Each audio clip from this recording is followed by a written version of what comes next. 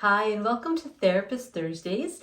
Today, I want to talk to you about your brain. So, looking at how your brain works and what's going on there, and how the way that your brain works impacts your communication. So,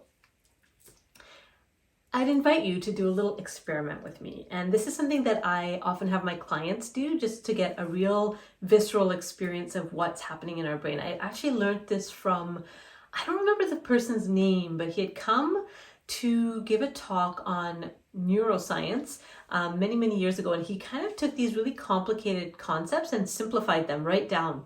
And so this is something that he taught. And I wish I could remember his name, but many, many years ago. And so if you're watching and this was your idea, thank you. I credit you if I only knew your name. So let's start. So what I would have you do is take your two fingers, your four fingers, and tap here in the middle of your head and say, "This is my captain." Say it out loud. "This is my captain. This is my captain." Now here at the side of your eyes, "This is my first mate. This is my first mate. This is my first mate." Now in the back, right under that bump there, "This is the sheriff. This is the sheriff. This is the sheriff." Okay, so what does all that mean?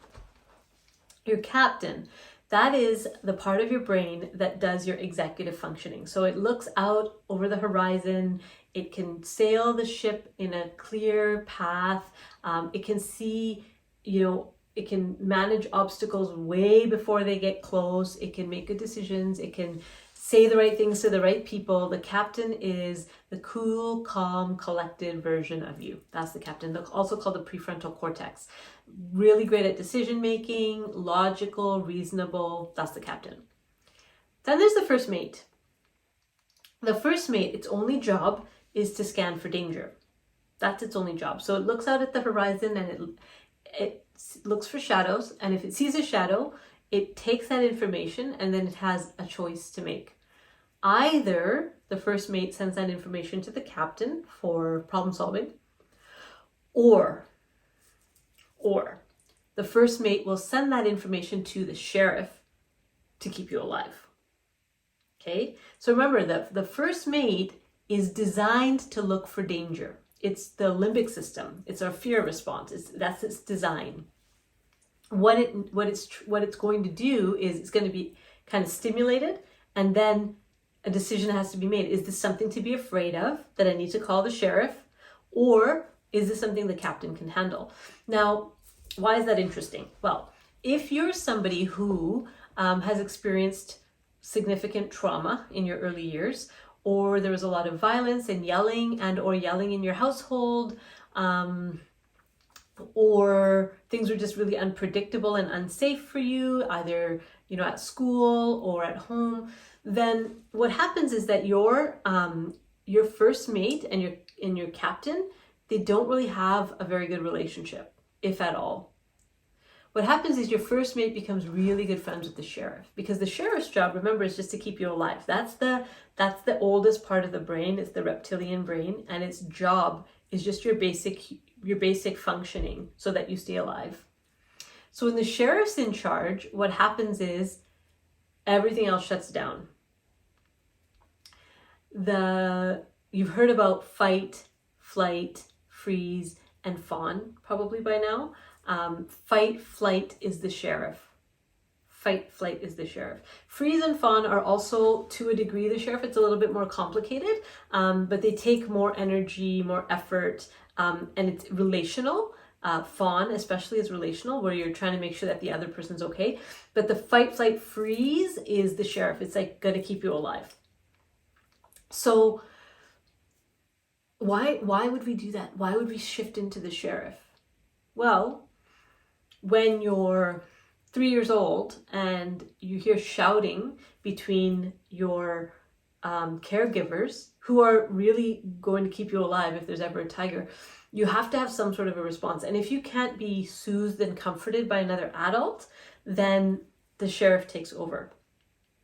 So the antidote to the sheriff. So for those who might have children, one of the antidotes is to have other caring, loving adults around your children so that there's other arms to hold them when you're not at your best, right? That's really important. That idea of it takes a community, it takes a village, because one person always being on and always being available is very difficult and maybe unrealistic for a lot of families.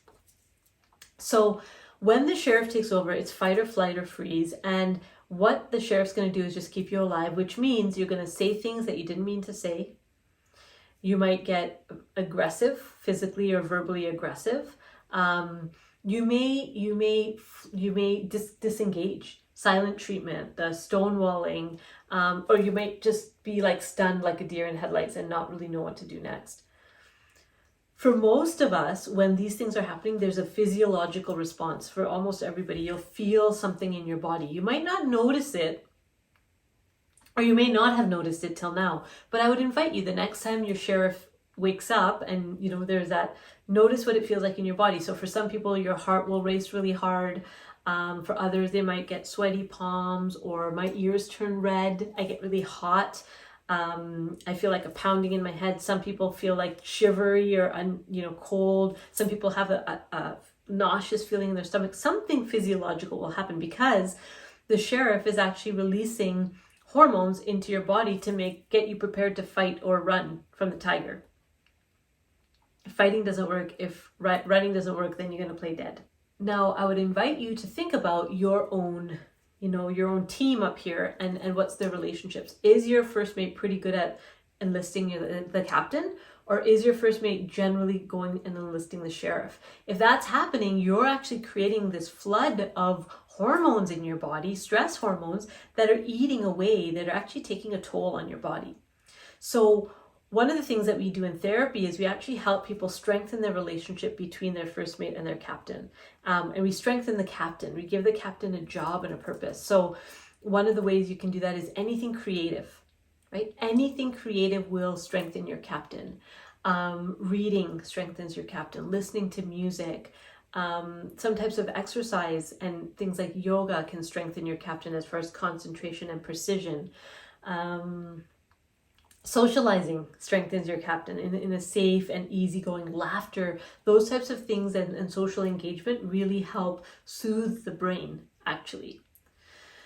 There's so much more I could tell you about the brain, but in the context of communication, just think about what words would come out of your mouth if the captain's in charge versus the sheriff, right? How would your posture be when you're having a conversation when the sheriff's in charge?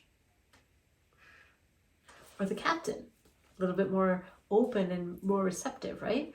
So your brain state will have a direct impact on how you communicate and how well you're received by others as well. Because one of the things that we're learning, and it's so fascinating to me, is that we tend to co-regulate with the people that are around us. So our heart rates will line up, our brain waves will even start to line up. And so if you're elevated and activated, the people around you will feel that. And if others around you are elevated and activated, you'll feel that. So, they say you're the sum of the 5 people you spend the most time with. It's actually physiologically kind of true. Because whatever's happening in their nervous system is going to be reflected in your nervous system as well.